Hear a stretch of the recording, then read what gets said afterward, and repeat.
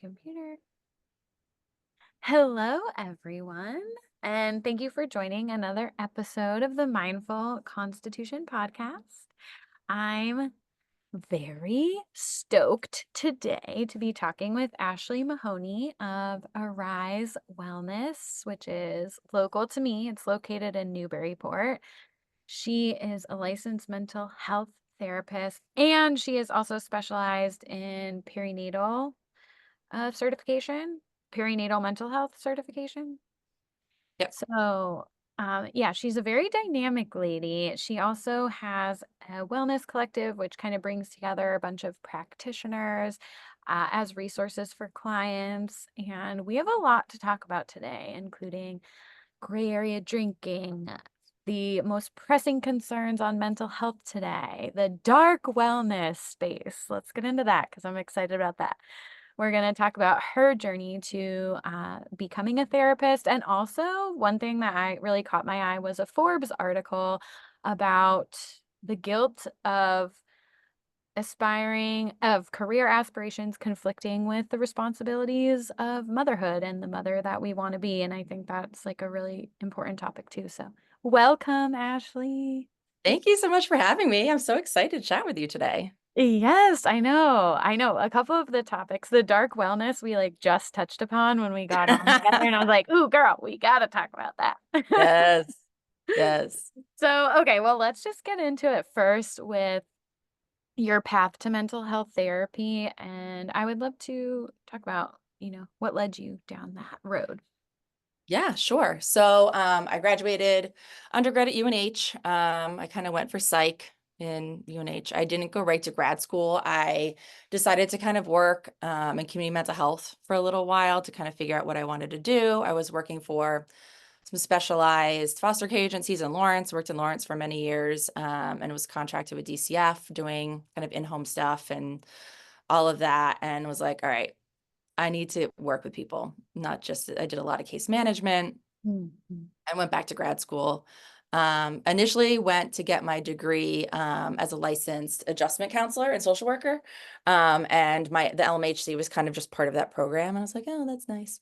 But then over the time, I was like, oh no, I really enjoy working one-on-one with people, learning more about the therapy aspects.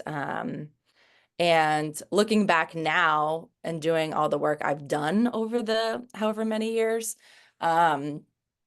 really clear doing my own energy work and my own therapy work too, that this path was meant to keep nope. Like every so often I would get a nudge in the other direction, like, oh, nope, you're supposed to be over here. Keep pushing you over here. Yeah. Kind of like we all do, we start listening. And then, yeah, eventually, made it up the pipelines as supervisor and then was assistant director managing an outpatient clinic in Lawrence and was just getting mistakenly further away just because that's how I felt like my career was moving forward. Mhm. But just missed working one-on-one with people. A friend of mine opened a group practice. I started renting space with her in North Andover, and broke off and have been on my own for the last little bit over 8 years, which was some energetic explosion that happened right around that time too, just because the company I was working for was going to get taken over by another company and everything was going to change. And I was like, I quit. And so it was a Mhm. big moment, right? And then 2 weeks later, I found out I was pregnant with my daughter. So I had started Oh. my own private practice, found out I was pregnant with my daughter, my second child, and that whole journey, she just came into this world to explode my whole world open. So Yeah, oh my gosh, it is. It's so interesting the energy of like resistance versus flow, when we can feel when you start listening to that, you can feel, okay, this is where I'm supposed to be going versus the resistance when we're going where we think we're supposed to be going instead of where we're absolutely. really supposed to be going. Okay, Yeah, well, that like really segues into this topic of motherhood and career, so I feel like we should start there. sure. What's your daughter's name? Rosalie, Rosalie. Okay, so Rosalie was part of this energetic explosion 100%. towards like your purpose. And Hmm. can you talk about, I'm sort of in the throes of that myself now. I left my full-time coaching position when I had Arthur, and I took it as an opportunity to focus on my own business. And it's interesting because despite like the competing um, role of like career versus mom, being a mom and taking that time to focus on my business feels really synergistic and like Yeah. symbiotic. It's like he forced me to believe in myself and my business and Mhm. pursue what I'm supposed to be pursuing. However, there is like that competition between like finding meaning and purpose in our career and then our role as mother. And so, how did you navigate those and the guilt associated? Yeah, it's tricky. I knew I loved what I did. And the more I dropped into flow, the more passion I had for the work that I did. Mm, Um, and she definitely, when I was pregnant, I started, doing more dry needling and energy work and really connecting with her while I was still pregnant. And just listening to like answers and downloads that I had received during that time. That kind of felt like I was held on the right path. mhm. And then so many synchronicities happened when she was born. Like she's named after one of my grandmothers and she was born on the other grandmother's birthday. Whoa. Yeah. And there's a lot of other whatever I can get into. I could go on forever about all the other odd occurrences that she happened, like the time of night she was born based on a quote that I had given like my grandmother before she passed that she was named. There were so many of those things, right? Mm, Um and connecting with her soul, asking like about her name even when I was pregnant, like all of these things. And then it was just wild, right? So mhm. as I was scared because I was never the one, structure of a job, like a true job was like, this is what's safe. This is what's I'm supposed to do. Even if I'm not getting paid a lot, at least I'm getting a check, right? Community mental health is like the bottom of the barrel pay, even when you're licensed and have your master's degree, Yeah. fortunately. It's And so, sad because we need like it the most, and it's just yes, the yes. discrepancy between what people's job roles and importance are versus pay is sad Yeah. sometimes. And so at that time too, it was a big eye opener just because I was shifting from a very low privilege space to a very high privilege space community where I was working. So there was all these things coming together, just resetting my whole world of what was important, privilege, where who I am in this world, what is my purpose. We had some imposter syndrome come up. Started with a small group of clients. Some of those I actually still see today. Um, and really was able to lean into having a schedule that was flexible too. Really being able to enjoy being a mother and enjoy my work.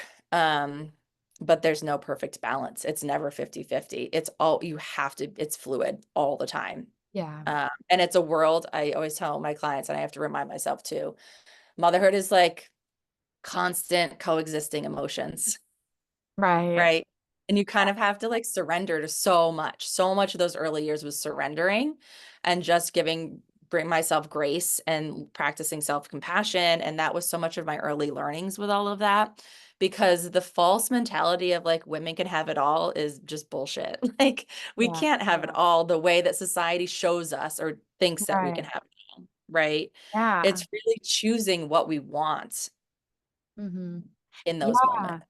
I think what you said about surrender is so important because what I found is like the more you surrender, the more you achieve like abundance and flow that actually does allow you to have like the most of both worlds as possible while being in a state of like somewhat balance. I think sometimes we fight for these ideas of like stability with a 9 to 5, and we think like this is what we're supposed to be creating. And it's actually like keeping us in such a state of resistance more where there's like even more flexible solutions available. The universe is like trying to allow us to create like our most fluid life, but we stay stuck to attachments that are actually preventing that from happen in the programming of like stability and like income and I need these benefits and all of these things when it's like Absolutely. in reality kind of holding us back. And And not even to mention, your nervous system, right? So you're going to keep leaning into what feels like home for you. So if that is chaos, if that is control, you're constantly going to be seeking out to feel what safe is safe in your nervous system, even if it's not what's good for you, It's right? familiar. So it's familiar. Right. Yeah, yeah, I know. I saw something the other day and it said like you'll continue to choose like unfamiliar or sorry, familiar pain over unfamiliar peace until you like learn to step back and integrate your shadows. Mhm. And it's so true. It's like we kind of keep running from the things we know we need to like face and work on, and we'll stay in like miserable chaos and just because we're used to it. I think that's Yeah, actually like really relevant too with the demographic I work with sober curious clients and people who are trying not to drink is like it's 100%. almost like peace without alcohol feels like strange for people, especially like if you drink like I did, where I was like a party girl, binge drinker, constantly creating like chaos in my life and drama. Then when that was gone, I'm like, oh, this is kind of weird.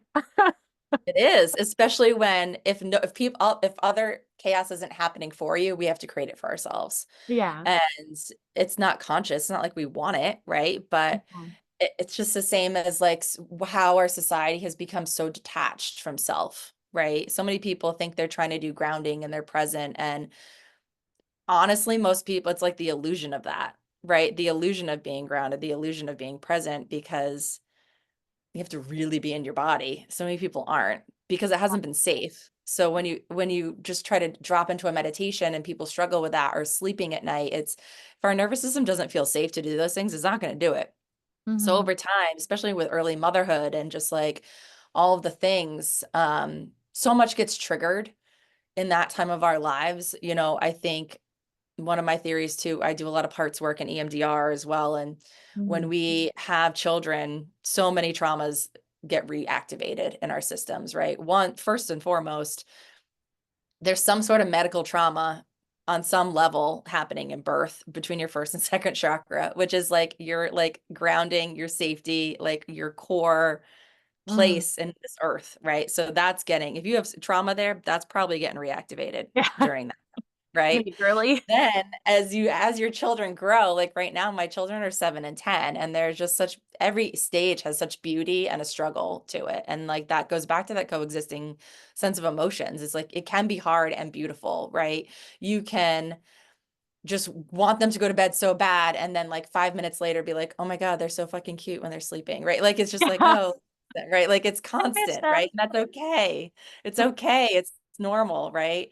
Yeah. Um, but when we have these moments, um, our young selves are being re-triggered so often as our kids are hitting these different stages. So where we've held on to trauma that's stuck somewhere in our bodies, it tends to get re-triggered at these different stages of our children's lives. I'm seeing that. I see it for myself. I see it for so many of my clients. And it's that's the work, right? And so when we're talking about the guilt of motherhood, the guilt of all these things, like our generation's one of the first generations they call the cycle breakers because we're kind of like questioning things. We're just like, well, why were we doing it that way? That I don't want to do it that way anymore. Or no, like this didn't make me feel good. Like I didn't turn out great or like good enough, but like there's stuff here. Yeah. And I don't want to keep perpetuating that, whether it's like right intergenerational, past lives, whatever. So it's a lot of work. We're healing ourselves, we're trying to break cycles, we're trying to do a career, we're trying to like hang out with our friends. Don't forget self-care. So Yeah. yeah, it's a Yeah. lot. Lot. I know it's funny. I guess not funny, but it's interesting that you said that about like taking note of re-emerging issues or trauma as your kids go through their own ages, because you're seeing things from a completely different lens. And we had like a pretty traumatic family car accident when I was 10 months old, and I disassociated from it like the majority of my life because I was like, oh, I was a baby and like I don't remember. So I just like feel like it didn't really happen to me, even though I lived through Totally. like, the after effects on my family and addiction that ensued and substance use abuse and whatnot because of the trauma of it. But when I had my son, it was like this moment of being like, okay, this is like a person, a 10-month-old human being that like, can I imagine him going through what I went through? And then the fact that I just like disregard that as like not a real occurrence because I can't remember it. And so it's a very like full circle moment for me being like, wow, like this happened to me when I was like this baby. And Your body remembers probably, yeah. right? Yeah, and my mom's always says too, like, "You probably have, like, cellular, abandonment issues and, like, trauma of around that because of, like, how much your world changed, like, immediately after that accident, even though you don't remember." And yeah, it is. It's like you look at things where you kind of disregard it for whatever reason. We always have that tendency, like we're not as important as like someone else, or like Mhm. if something happening to us as a child or whatnot, we are like can be more dismissive of. But then when you have your own kid, you're like, wait a second, that's not something to Mhm. be dismissive of. And like I would think that was really intense if that happened to my child now. So Yeah. it And then really you have like the parts of us that maybe didn't feel seen or heard when we were like actively talking or having behavior, right, too, in these other stages. And we're doing that for our children. And that like little part of us might feel a little resentment towards a space being held in a different way. And it seems yeah, silly to like think of it that way, but it's like, ooh, we feel this trigger when we're not feeling heard. yeah. We're repeating ourselves. Our kids aren't listening to us. And so we come out, hotter than we need to, right? It's not, appropriate to the situation or whatever it is. We do repair. It's all these layers constantly. Yeah. Yeah, definitely. A lot of layers. And so if you were to say like one of your biggest pieces of advice to help moms who are navigating building a career versus like mom guilt and being a present mom, what's your kind of like go-to question for them to ask themselves, tool to use, strategy? What do you think? Yeah. I mean, that's tricky, right? I think, first of all, it's like coming back to that self compassion and grace space, right? You're not going to get it all done in a day. Mhm. There's going to be that like never ending to do list. And it's picking a couple things off a day that have to get done with that 24 hours period, right? You're not going to be, there's always going to be that running list of things, right? Yeah. It's like, oh, I forgot to, it was a busy week last week. I had a group here and I was prepping to go away for the weekend for a conference. And my son was like, Mom, this is the last day. You have to send in the $12 for the field trip, right? Like, and I was like, okay, like I can't, it's all the form, Yeah. it's all the things, right? And Sense of so like the priority of urgency. yeah, and I'm just like, all right, well, I still got it in, even if it's the last day. Like, it's like, okay, like I just gave myself that grace. I had to prioritize maybe setting up a couple other things the day before. I saw the form, and was like, all right, I sat down, I filled it out, put it in his folder, we figure it out. And so, and just giving yourself that be like, yeah, I have a lot of things to do. And so it's okay if I don't get them all done in that day, right? Like, what are the things? I'm picking a couple, right? You don't make the whole list isn't going to happen. Yeah, I know that's been my go-to strategy, like out the gate. I'm like, all right, prioritize a to-do list that you always have. Because what I noticed too, and obviously, like, we got to build in time to just like do nothing and stare at the wall sometimes and be like, ah. But I always say stare into the Oxygen abyss. mask. Yeah. Put yours Yeah, on first. but definitely like has taught me how to prioritize like what truly needs to get done and what's like that could literally wait a month. Hmm. And now I'm slowly like teaching my husband this. I'm like, this is not high on the list. Yep. But yeah, that's a epic tool. So, okay, I have like several areas I want to segue into. One is sober curiosity, one is the pressing issues on mental health today, and one is dark wellness. So, Yes. why don't we start with from a therapist, licensed therapist, thriving licensed therapist? Let's talk about your thoughts on dark wellness and what people should be like wary of when they kind of get into the wellness space and your thoughts on that. Yeah, I mean, I think when I like always say like dark wellness, it's because it's people get so stuck in that whole medical field. They're like, oh, this is failing me, right? So I want to go Mhm. into the wellness field. Somebody had like a successful story, and then there's so many coaches and Reiki practitioners and yoga people and energy healers, and they have all these offerings, and the little pitch seems like a game changer. Like, holy cow, this is amazing. And there are amazing practitioners in this field. Mm. And then there's ones that aren't. Yeah. Right. And it's hard to really decipher that when you're just entering that world, because maybe you don't have your intuition like super solid yet. Obviously you're super vulnerable going into this space. And so I really wanted to create a people that I knew, that trusted, that I just didn't want to send my clients to somebody random, right? Where I was like, oh no, this isn't good, right? You don't want to get harmed by when you get, like, I think I said this before, right? I think we have so much power as practitioners. Mhm. No matter what thing you're doing, there's power there. Somebody's coming to you for help. They're vulnerable. They have needs. They have things that they want to work on with you. And so if you do harm in that space, that is catastrophic. It's really just so detrimental. You're just breaking so much more trust. Maybe that's the thing, that the person's coming in on. It's these attachment wounds, these relational wounds. We're wounded in relation. And so then when we're additionally wounded by a provider or somebody who has some sort of power differential, it just creates major shockwaves in the system. And so it's hard to navigate that, but it's finding a couple people that maybe, do some vetting of these people, right? Like, kind of ask around, like, have a free consult. Most people offer a free consultation. Like, how does your body feel? And that's hard to ask yourself, but what does your body feel like when you're talking to somebody? Like, what's Yeah. coming up at you? What does that feel like to be in that conversation? Right.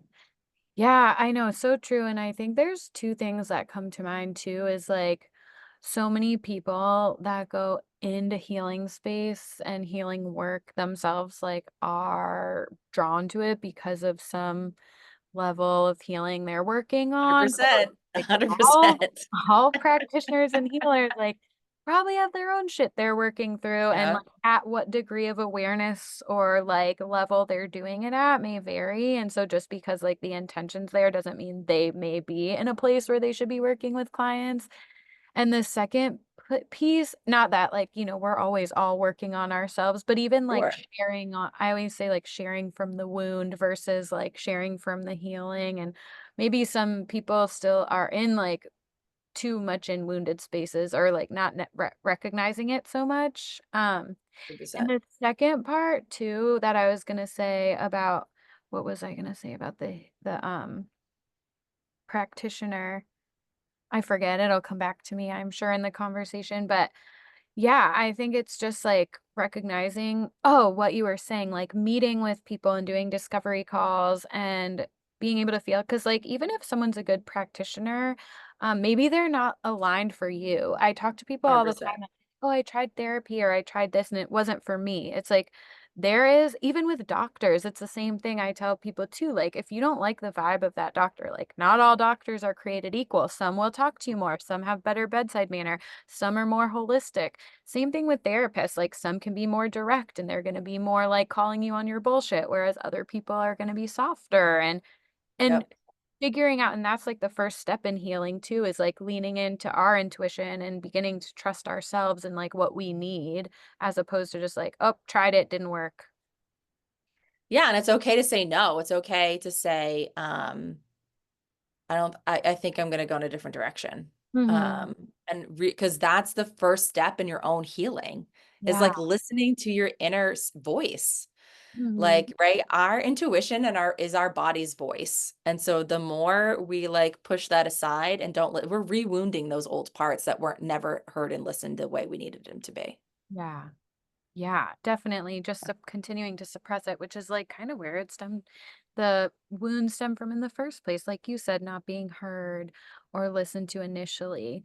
And so, yeah, definitely, I think too, what we were talking about before is that there's always going to be, like, in any field, even fields with good intentions, there's always gonna be people that are capitalizing on vulnerable Yep. people or just capitalizing on trends and whatnot, and so discernment is necessary even in helping professions, and I think sometimes we just kinda go in blindly thinking, "Oh, this is like a space of wellness and healing," but doesn't mean that we should throw all caution to the wind when we're vetting, like, who we wanna work with, and in fact, it's like such a intimate relationship, we should be extra Yeah. vigilant in who we're choosing. Yeah, absolutely. Tell me more about what you think as within the clients you work with, like the most pressing issues affecting mental health today from your perspective. That is tricky. I think it really is this disconnection with self. I Mhm. think suppression, years of suppression of things, right? Our nervous systems are just completely either are in like collapse freeze states, where we're just like disconnected, right? We um just push down, push down, push down. There was like a fabulous speaker. There were so many fabulous speakers at this conference I was at this weekend, but one of them, um, I wrote down the quote so I could read it today because it was so good. There's a Um, quote from hold your on a second. website too. I was gonna Um, so we're just talking about like holding the vital force that we all have, right? Because we talk about like source light or whatever it is, right? There's this like energy that we all have, right, within us. And um, life she was force. right, yeah. And she was talking about like the vital force doesn't give up even when it's suppressed, right? So she Mhm. was a naturopath doctor, Erica Zelfand. I will be posting today also like all the speakers with their info because they had so much great information. Um, But, right, it's like we know that the more we suppress it, it's just going to keep coming out in other ways. We try to disconnect. We kind of like, and it turns into this disease over time, depression. It turns into anxiety. It turns into like medical disease, like mental health disease, all of these things. And it keeps stacking until like we have that implosion, right? As much as we want to try to disconnect, it's going to keep showing up. Mhm. Um, there's readiness in any work. You have to be ready, right? But it's so hard. Just politically as a society, I've seen such a disconnect with self, a disconnect with like just being a kind human, like connected to love and just like that light, kindness space. There's so much anger, so much hate. And that spreads like a cancer, right? That is so profound throughout our society right now, and it's really having major effects on so many people. Yeah, like the division and the kind of even the outrage culture, I feel like that I Mhm. see as of the past few years, it seems like a big projection of people's trauma, but we're like normalizing this like outrage 100%. culture and sense of entitlement and like your emotions are the most important and everyone deserves to be comfortable rather than like building resiliency and understanding and curiosity for other perspectives and people and self-compassion and compassion for others because what is the root of compassion for others is self-compassion and it's Mhm. like we constantly normalize like attacking other people when we like read something online we don't like or a perspective. Even politically, it's like I do not give a shit who you're voting for. I care about like if you have reasons for what you're like you everyone has their own perspectives, programming and belief systems. Like I'm curious about who you are as a person, what shaped your belief systems, like what contributed to you thinking the way that you do. And I feel like a lot of that is so lost and just like compartmentalizing people based on one belief they hold and labeling Yeah. people. And it's really like set us back in terms of having like quality human connection. And I think that's a big part of like healing. But yeah, like you said, society and just we're so distracted from ourselves constantly and we're like encouraged, I feel like, to be constantly distracted from one thing or the other where like we don't aren't encouraged to sit down and have time to reflect and be like what do I want out of life, like what am Yeah. I here to Either end of the do. spectrum isn't good, right? Like Yeah. neither extreme is good, right? Like that's why flow, right? If you're in flow, you're not always going to be at one extreme or the other. It's meant to be right in flow. And when we constantly that distraction, we have like social media, we have all of these things, we're getting these like mini dopamine hits all the time. And it's like furthering our disconnect from self, right? It's like we're not getting these natural dopamine hits. We're like seeking them out through all these different ways to regulate our nervous systems, to do this because we've just lost that connection to be able to do that for ourselves. Mhm. Yeah, and I think, like, sitting with yourself and being able to get clear on, like, how you really feel, like, what's preventing you from building the life you really want, like, all of that is really taxing, challenging, reflective work, and when you have something, like, so quick, like alcohol or substances or your cell phone or food or, like, gossip or whatever the Yep. immediate I say gratification. pick your poison. You're Yeah. using these things to regulate your nervous system because if you're stuck in dysregulation, these things all of a sudden have give you that false sense of regulation. I mean, technically they are regulated, just not in a positive way, right? So it can be control, food, like you said, it can be any of these things that we've been like, oh, my system feels a little regulated doing this. I'm going to do it more. We're chasing regulation. Mhm. Whatever thing you connect with that's not good, obviously there's like an addictive quality to medications, but there's and like alcohol and stuff, but there's also to social media and like control, Mhm. especially when you're chasing that sensation of regulation. Yeah. And we become more outside of ourselves, right? I don't know who the person is. I have to search up this quote, but another one that was coming up that I really, really loved was our bodies weep the tears our eyes refuse to shed.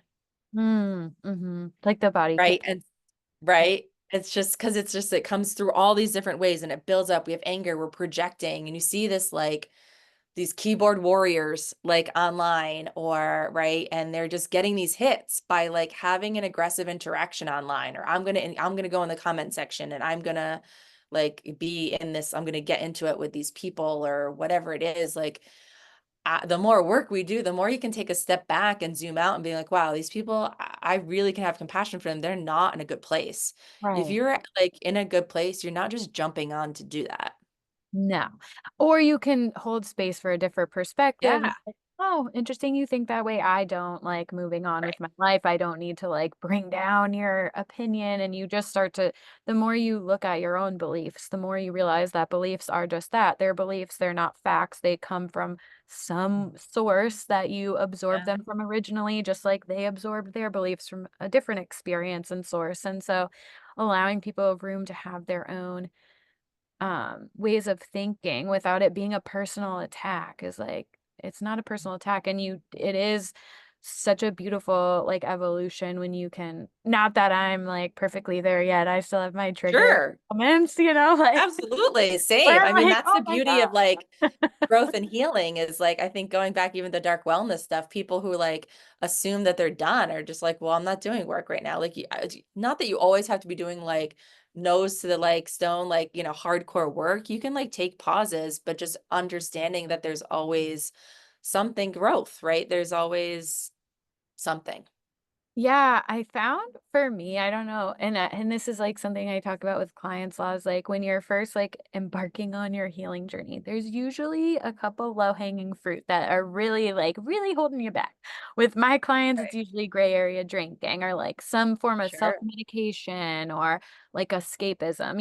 And so it's like I find, and for me, it was like getting some of those low-hanging fruit out of the way so I could like dig in, but then after you kinda get, like, a little stabilized from that initial digging in, it's like then it's just a lifetime of, like, ebbing and flowing and this, like, nuanced balance of enjoying Yep. life as it's happening, but having an Totally. awareness that, like, we're always given the opportunity to grow should we choose to. I'm reading this really cool book called Journey of the Souls right now. Oh, yeah.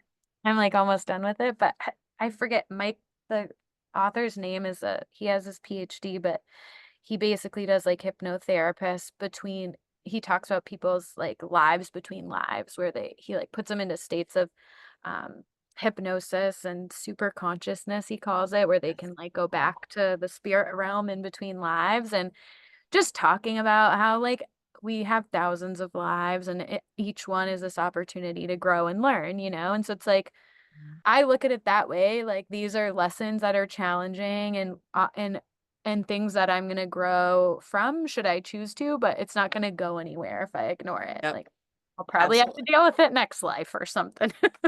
Absolutely. Yes. So, like, get that shit out of the way, I want to ascend the spiritual mastery Right. ladder.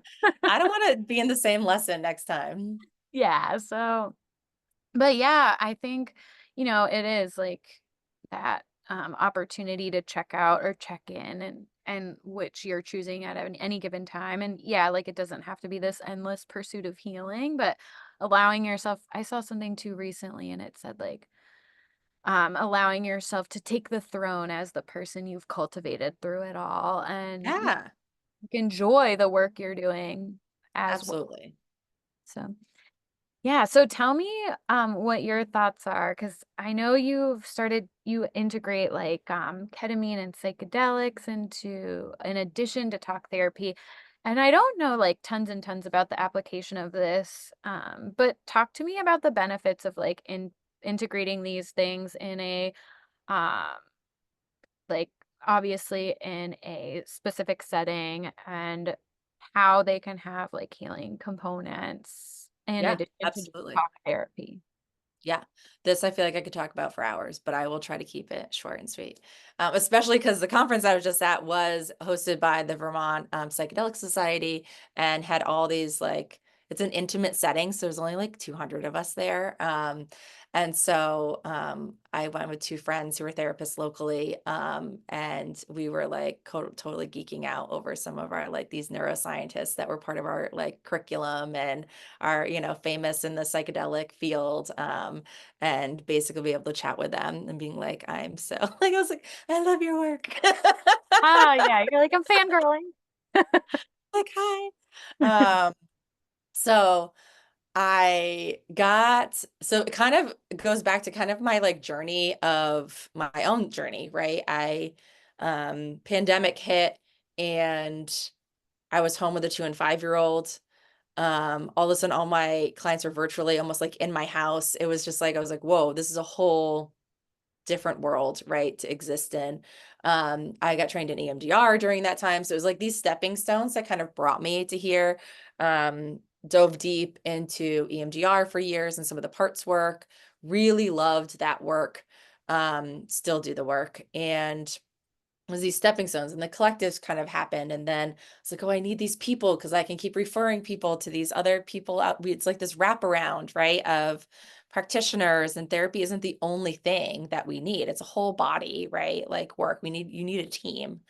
And so as the years have gone by, my colleague and I had seen the stuff about psychedelic assisted therapy, and she was like, my friend was like, I'm signing up for this program. And I got like that full body yes, right? When you get that full body yes, like my whole body went into my like waves. I call them not just chills, I get like waves pulsing through my body, right? So like my waves were showing up in like thunderous I tsunamis. Yeah. And I was like, all right, I guess I'm signing up for this now. And then as through the program, it was a year-long program, and went out to Boulder and met so many incredible people. And it's like, oh, the collective was really for integration work afterwards. The EMDR works so perfectly with this stuff, right? And so it was just like this explosion of like, duh, like of course I Like, needed all yeah, things. like a expansion that only makes sense as it's happening. You're like, "Oh, Yeah. duh." Yeah. Right. I was like, obviously. Um, so the whole thing with psychedelics, right, is each psychedelic is kind of in its own clusters, right, for different uses. Each functions so differently in the system. So I got certified in ketamine, psilocybin, and MDMA. Obviously, ketamine is the only thing that's legal in all 50 states currently. Massachusetts has a bill right now. Question 4 is to decriminalize psilocybin, as well as there's 5 total natural psychedelics, not synthetic, which ketamine and MDMA are considered synthetic, non-classical psychedelics. And then to create wellness centers set up in the state Mm. for therapeutic psilocybin use and whatnot. Um, each functions differently. So all of them act as a catalyst, though, in the brain, right? So they're shifting and turning on and like dismantling things in that space. And then it's the integration and work afterwards too, right? So I can talk mostly to ketamine. That's the one we run, my colleague Beth Brown and I do, and Lisa Dorval, we do groups here Mhm. at my office. And so we've been running an elevated motherhood group for the last year, which has been phenomenal and so beautiful. And so with ketamine, um, we use this compound pharmacy. It gets prescribed by a psychiatrist. You have a medical eval. It's all safe. Everything's, and the ketamine is one of the safest ones also because they use it in surgeries. You can use it. One of the only psychedelics you can also use if you're already on an SSRI. Some people are trying to look to get off their medications and can utilize it that way as well. But it floods the brain with glutamate, which is a neurotransmitter. So you have this burst of neuroplasticity that happens. And at the same time, it's kind of calming your default mode network. It's kind of putting that paused. So your default mode network is responsible for your narratives about self, Mhm. why you do the things you do, the rigidity, right, in your brain. There's other networks that are also being affected by this, but that's one of the main ones a lot of researchers and people talk about. Um, and so a lot of analogies in the psychedelic world are talk about like you're sledding down a hill, right? And initially you're kind of going down. Then over time, you can't like get off that route. You can only slide. It's so rigid in its path that you can't go anywhere else. Like And though deep that's groove. those rigid neural pathways in our brains. It's like, why we do this? That's just how I do it. I'm not doing it any other way, right? Like control. It's all these things, right? That we Familiar do. chaos. Yeah, Like it what's could be, familiar, right? yeah, yeah, exactly. Like it could So be things that don't even make sense why we do it yeah. that So you come in, we do this full group, we do mindfulness, we read poetry, we have these beautiful playlists, we like set intentions, we light candles, we do all this whole beautiful ceremony around it. And really honor the medicine for what it is as setting you up. And so then the ketamine in these situations is a fresh coat of snow. way. So all of a sudden you have a fresh coat of snow, right? Mhm. Now where do you want to go? Yeah. Right? What's the intention for your journey? Where do you want to go in your journey? Oftentimes you go there, it may not be exactly what you thought it was going to be. It could be like reconnecting with play. Maybe we've been so disconnected from self. We want to reconnect with play and just whatever it is, right? Or there's like this stuck part where done a lot of EMDR with somebody and maybe there's this like nugget they still can't crack and they're like, I want to go there. I'm going to go there. Show me ketamine, like show me what it is that is stuck there. I'm ready to see it. That can happen. And then it can sometimes just hold a space where sometimes people are not even necessarily in their journey, but it holds a space for them to be able to feel safe to say the thing, to open the door and say the thing that they've never told anybody else before. Hmm. And then there's this openness that lasts for a couple weeks after a ketamine session. And we do EMDR, we do this integration, we do group integration the next day, but then if they're my clients, I continue to do integration individually with them for a few weeks, do EMDR. And then as that openness fades, those new neural pathways aren't fading, right? Hmm. They're there. Yeah. Oh, wow. That's so interesting and cool. Mhm. And it does make Yeah, me think. I mean, I've definitely taken mushrooms like in my day, and it is just, and not that it's the same thing or whatnot, but it is yeah, reminding me of experiences with mushrooms where it or psilocybin, just kind of recognizing like, oh wow, it feels like there's so many answers provided. Like, so much. And it's set and setting, right? Like, what mindset are you going into this experience with any of the psychedelics? And are you in a safe setting? mhm. So oftentimes people, you take like mushrooms, you go to like a party or you're taking these things, you're doing, and your stuff starts to come up. And you're Your like, shit and yeah, trauma is going to come up sometimes. And if you're not ready for that to happen, that's what people call a bad trip. It's not a bad trip. Your stuff's going to come up, right? And yeah. so are you with safe people? What is your mindset? These are sacred, some of these like mushrooms have been used in such a sacred ceremony way for thousands of years by indigenous cultures, right?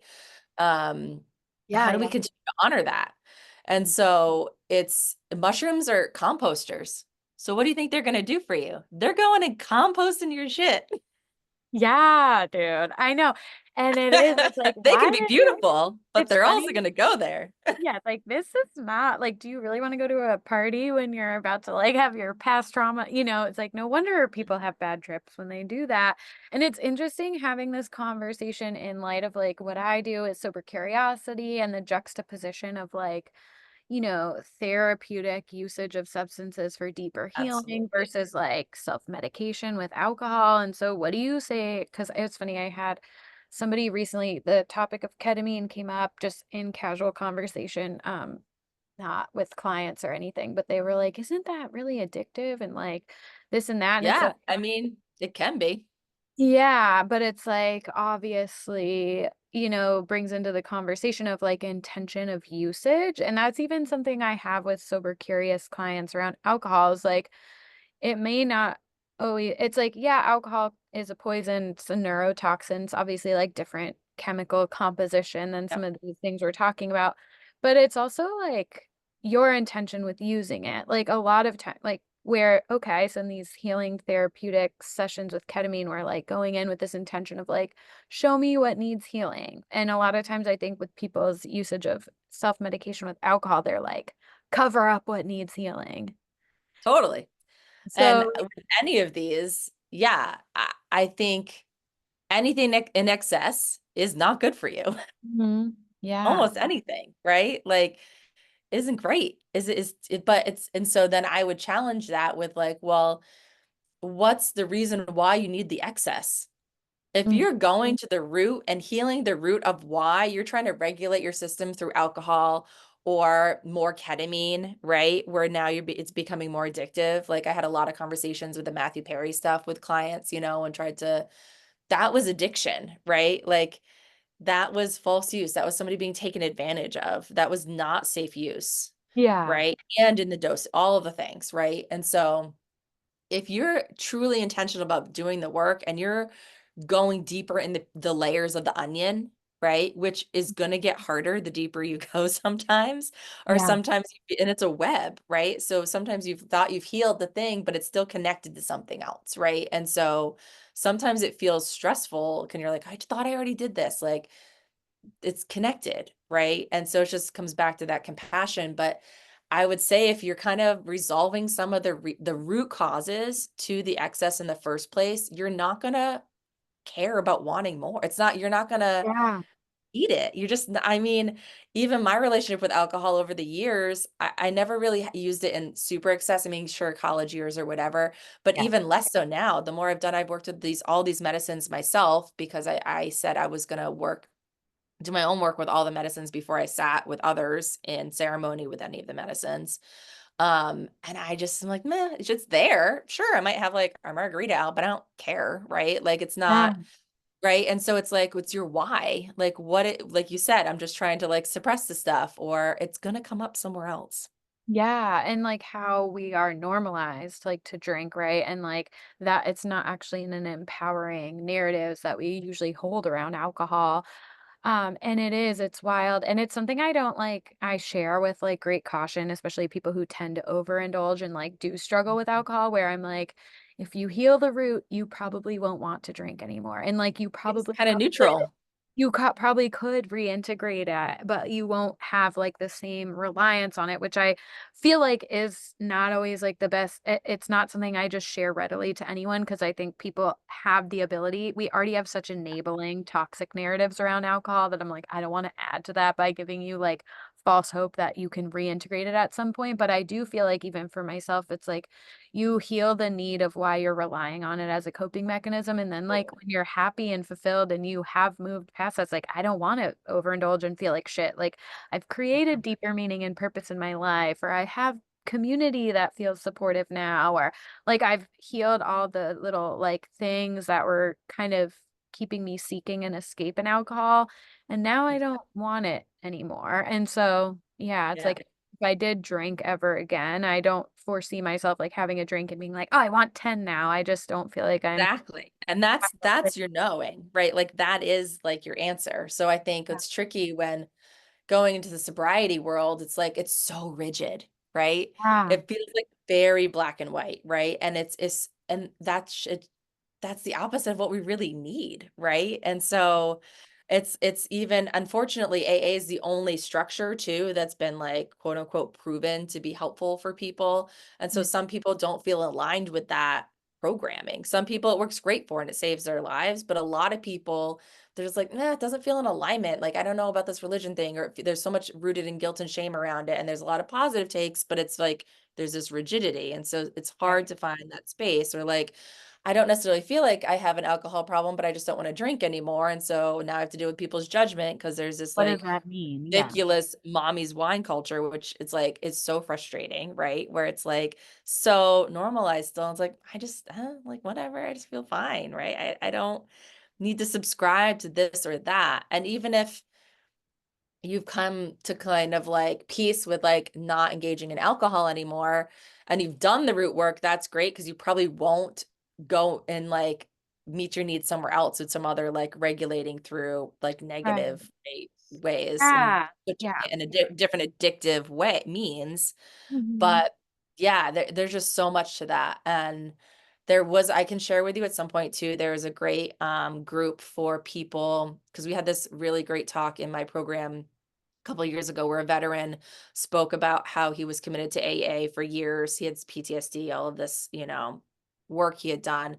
There was still something that was like missing and had so much shame around doing a psychedelic therapeutic journey, right? In like a safe ceremony space, had done it and it really shifted stuff for him. And so there is a group that's like a support group for people who've done psychedelic therapy who were in the sober world, Mhm. which I think is really important because it's like we have this guilt and shame is so rooted in so much of our dysregulation. Yeah. And it is it's kind of goes back to what we were talking about earlier, like that compartmentalization of things. And I just think this is a generation too of like bringing nuance back, and like these are Totally. complex issues, different substances and like different intentions, and what are we using things for, and like using our critical thinking and like looking at each situation for the Yeah, different dynamics it brings to the table, instead of like, oh, you're sober, so you do this, and this is what this means. You're boring, you don't drink, you don't do drugs, and like all of those like stigmas that are associated with it. And like you said too, like there's a little bit of rigidity associated with like AA. And I think that's really great for people who are on the kind of addiction end of like substance use spectrum, where mhm, they like really need like kind of rigidity and yeah, full commitment, full sobriety. It needs to be a space because that's where they've escalated to on the spectrum. However, yeah, as you know, there's a whole spectrum of substance use where it can be problematic, it can be interfering with our life in a negative way. And maybe it needs some attention. Maybe we need to do some inner healing work around it. Maybe we don't need to never drink again. And maybe we need to create more spaces for people to explore that, look at it, and feel like I don't have to subscribe to like, I'm an alcoholic and I'm never drinking again. But totally. it's like our society doesn't really create space for that. It's more of like you either have a problem or you don't. And that's definitely changing like now with Yeah, sober great. curiosity. What do you think about the emergence of sober curiosity as like a, now it does feel like it's a trend, but Yeah, no, I think it's good. I think it's like, how do we be more in flow and just being curious? It's like, how does this feel in my body? What is this, right? Like, why? What is my why? Why, if I'm going to do this, why? What is behind it, right? And so, if it's easier to lean into those areas when you have that more intuition and like kind of like doing some work around that and just being like, okay, well, how do I feel in my body when I do this? How do I feel the next day? How do I feel in a couple hours? Why am I doing this? Because I like the taste of it. You can have a mocktail and it can be the same. Do I like it because I feel like I don't want to deal with people's comments, right? Or whatever. Um, it's really coming back to that piece of self though, right? yeah, And being like, nah, yeah, like I could or I couldn't. I don't really care.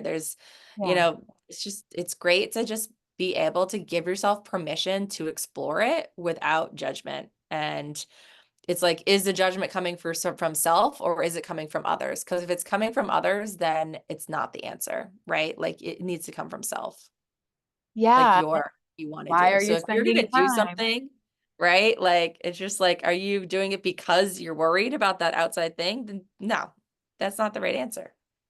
Yeah, yeah, and just bringing that mindful awareness to like our actions, like that's wonderful for sober curiosity. And I think it provides us this like kind of preventative, like we can get proactive about these things. We can see like the questions we're traditionally encouraged to ask as it pertains to our relationship with alcohol could use some evolving if we want to Mhm. reach our highest self and our best life, and that it doesn't have to be so black and white, I think is huge. But even outside of sober curiosity, like bringing that curious introspection to like our patterns of behavior and everything. This is just like you said, sometimes we do things we don't even know why we're doing them. It's just habit. And you see that a lot with health coaching, with everything, where it's like Totally. all of these things are open for questioning. Yeah. It's great because and it doesn't mean it's like, oh, if I want to like engage in like I want to be explore sober curiosity, it doesn't mean I'm an alcoholic. Right, right. Yeah. Right. And it's just like dismantling all that, like, right, that those thoughts. Mm-hmm.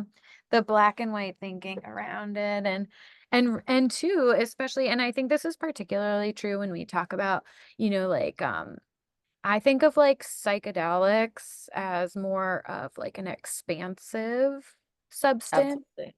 And I think of alcohol as more of like a constricting substance that makes like our consciousness less. I think of psychedelics as something that like enhances our consciousness, widens our perspective. And yeah, so I feel like, just even that alone and kind of being able to look at all these different things, what they're doing for you. And yeah, it's definitely a time where I think like bringing a little bit of our own critical thinking and nuance to everything is really helpful. And so yeah, when you Absolutely.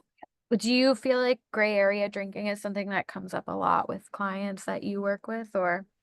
Yeah, and I think it's one of those things that people you hear like a little comment here, a little comment there, and then you're like, "Oh," and then it like expands, right? Because people are always going to minimize the amount that they use initially in a relationship, right? That we're building. Um, and then it was like, "Oh, I had this episode where I got this happened and then that happened or I felt like trash for a whole weeks or whatever. And if you're a mom, like I'm like, I don't that sounds horrible. Like I am not about to be Yeah. having like multiple drinks and having to like mom the next day because I'm not gonna be No. even close, right? Um, and it's just like knowing how much it takes my body offline, Mm. right? And so if we're doing work and doing that kind of stuff, like I just notice I'm like, oh yeah, if I have more than whatever, I'm just not online anymore. And Yeah. then um with other things like with psychedelics and these different things too, in the right setting, in the right context, right? It's like, oh, I'm even more online than ever before, right? It's like Yeah. such a different experience.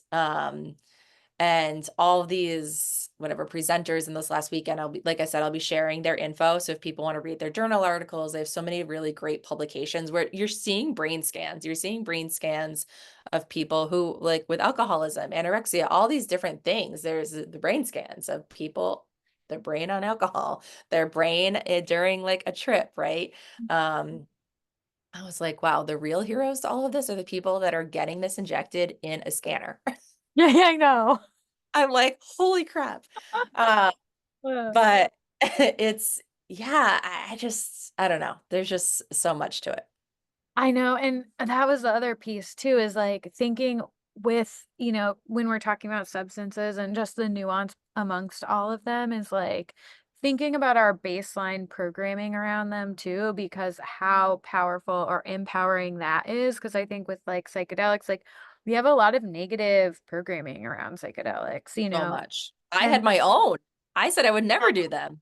yeah, and then with alcohol, it's like it's shoved down our throat at every corner. So it's like being aware of our baseline programming around things too, and being like, how can that actually not be my reality? Like maybe psychedelics aren't gonna rot my brain like they talked about in the war on drugs or whatever. And maybe alcohol Literally. isn't Like like you a see the egg. I stress. was like, I'm never doing Yeah, drugs. Like it yeah. was so ingrained in my head. And now I'm like the mom at the playground talking about how I just led a ketamine group in my office. And they're like, wait, what the fuck are you The doing? moms are like, yeah. Right. So I was like, oh, so I want to reduce stigma. I want to appropriate education. It's appropriate Yeah. education, right? And yeah, I'm sick of seeing the reels of You're like like, the joke why with is the bottled wine. You know I what I mean? know? And Like that's I'm over it because I see so much just damage. sadness for people and disconnection in that space. Yeah, and you're like, this is what they're telling you is normal with alcohol. Look what it's doing. Like, this is like the culture we've created around it. And so when you really look at it, it's like, these are the things that need dissecting, is like, wow, I think that this is going to cure all my problems because like mommy Yeah. wine culture is normalized, but like why is that normal? And when you really start thinking about why is this normal, but like therapeutic administration of ketamine is like polarizing when in reality like there could be a lot of healing potential in this and there's literally no healing potential in this other really Oh, normal. and there's right this false sense of connection of women together drinking wine, right? And I'm not saying that there isn't real connections that happen sometimes, but I'd be curious to see how deep they're going. Because when I now have the perspective of sitting in circle, right, with women in a group, a ketamine group coming off of that, we're all like crying. There's like space being held. It's like people being vulnerable. And to bear witness to someone's pain without taking it on and allowing them to have a space where they feel safe to be emotional, to like move through big stuff, um, make connections with each other that are so profound and connections that they never maybe would have connected outside of the circle is one of the biggest like honors of my life. Like it is so profound. Yeah. I mean, I do the sober curious circles like without any mind Right. stuff and it's like you just see like people connecting over like deeper meaning and shared obstacles and pain and Mm, shared joy and feel just it. yeah, Good. and you're like, wow, this makes like getting drunk and talking shit about who some random person is like, whoa, that's you're just like, okay, there's Yeah. more meaningful things like I want to focus on. And I think that in my experience, alcohol never, like, deepened connection and conversation with people. In fact, I'm sure I would be embarrassed to, like, listen back to half of the conversations I had after, Totally. like, a few glasses of wine, but yeah, so I know you kinda touched upon this, and I don't wanna keep you forever, but Fine. we talked about, the disconnection from self as like one of the major mental health obstacles you see today. And I would just love like if you could elaborate a little bit more in closing as to like some of the main obstacles that you see people face on their healing journey where they feel really stuck. I think it's just validating for people to hear like what some kind of challenges that most people experience are. So, what do you feel like are the big ones that you really see? Yeah. I mean, it's really hard to feel our feelings, right? That's the only way the work is gonna happen, really, but it doesn't feel safe or good to feel our feelings most of the time. Um, and it's getting more comfortable with that. It's dipping our toes below the surface. We live in the surface, Mm, right? All the time, but we gotta start dipping our toes a little bit deeper in the like subterranean, the depths, right? Finding people, even if you just sit with it, even for those mini moments, like just practice, right? It's even if you're nervous about feeling the negative, right? How often do you feel the positive? Are you able to receive, right? At all? And it's stepping stones. We're not gonna just you don't have to do cannonball in, right? You don't have to just like dive in. That feels so incredibly unsafe and it's gonna short circuit your system and you're gonna stop doing the work. mhm, So it's slow and steady, right? And it's okay to take it slow, right? But even like a mini moment for me is like finding those moments of joy. What are the and we've lost connection with like not just but everything, right? So for me it's like, oh, like that warmth of the sun, right? If I can just put my face up to the sun and take like, oh, that huge breath and feel the warmth, I'm like, can I feel it throughout my whole being, mhm. right? a a snuggle with a hug from your kid, right? Or smelling them, right? Or can be like walking your dog or smelling the fresh air of the ocean, right? Or what are your things, right? Some I've even joked like it's pulling up to the drive-through when I'm rushing and I'm the first in line. Nobody's ahead of me in the drive-through. What You're like, that's "Dopamine feels hit." great. Yes. Right, right. I'm like, great. And so it's just like, what does that feel like in my body to feel a moment of joy? It's micro moments. Mhm. Yeah, I think that's such a good practice in presence too, because in Yeah. order to like tune into those micro glimmers as the trending Mhm. in the universe is calling it these days, Totally. Instagrammers, glimmers. Yeah, feeling those requires presence. And I think that is something that like immediately helps us is to just focus on where our feet are, being where our feet are, as like my Yeah. mom always says. And I think one thing that has helped me too is like normalizing challenging emotions. I think like constantly focusing on being happy all the time can actually like Not inhibit real. happiness, right? Because we're like, Yeah. we don't want to feel any negative emotions. And then that can like keep us leaning into patterns that are actually like sabotaging our potential happiness. And so I feel like for me it's just I love like remembering, okay, like yeah, I don't have like the best feelings right now, but I'm not trying to escape them. They're gonna be totally different like tomorrow. So just And they really only take moments. I think people think they last forever, but we continue to choose to spin with them, right? And so if we just use the wave analogy, right? It's just like if we breathe, we feel it, we either let it move through, sometimes we're letting it integrate, right? So whether it's like emotion that needs to move through or whether it needs to integrate and just bear witness to, right? We just it really doesn't take more than a couple moments, right? to Right? see It's and hear such it. That's like the key, yeah, right? Is like see, hear, validate. Like, I'm sorry you're feeling that way. right. And I Yeah. like, and this is actually, and sometimes I'm like, oh, when I actually stop and I'm like, why am I frustrated right now? Or like, it's usually some combination of my expectations of how things should go versus like the reality. And it's like, my expectations are literally just made up. So can make up some different ones. Nobody's keeping track. Yeah. I'm making myself miserable with these like imaginary expectations that I have about like people knowing what I think or people like I'm expecting people to read my like mind or things Yeah. not going the way I want them to or the way I thought they should or whatever. And if something's coming to the surface, it means it's ready to heal, right? So like if something's coming up to your consciousness, it means it's ready to move, right? Hmm. And especially if it keeps coming up. If something keeps coming up, it's like you got to do work around this. Yeah, and it won't This stop is coming up it's until not you going to do cut, it's not going to stop. And so it's just being like, okay, I see you. I can't deal with it right now. I'm not going to ignore you. Can I put it on the shelf until tonight? Or can I like I'm going to acknowledge it and you know what I mean? It's like all these different resourcing things that we can do to being like I'm not going to ignore it and push it down. Okay, I feel it. I notice it's there. This is a thing. I'm acknowledging it, right? There's so much that can unpack around this stuff. Yeah, yeah, absolutely.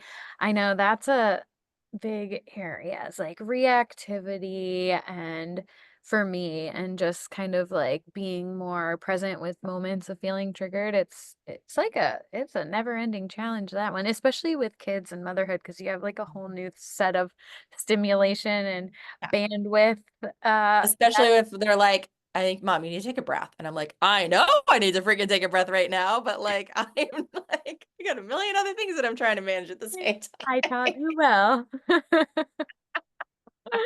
You're like, "You're learning quickly, young grasshopper."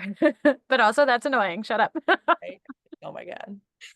Well, oh my gosh, I feel like we have so many I mean, this could be like a 10-part podcast, but I I know know. I've Sorry. used like all your time. I know, it's so interesting and I love being able to create like more dynamic conversations too around like sober curiosity versus like therapeutic use of psychedelics or Yeah. ketamine prescription. I think it's like a really interesting, kind of juxtaposition of these like seemingly like conflicting areas, but they're actually really not because it's all about mindfulness and intention and curiosity, deeper healing, what's contributing to it, what's taking away. And I think it just expands the conversation around like sobriety, sober curiosity, substance use as a spectrum, and that like each substance having different properties and all of that Mhm. and effects. And so it's kind of it's really, I've never done ketamine or anything like that. So I am like very interested in the emerging research around it and the potential Yeah. for how it kind of unlocks deeper levels of healing for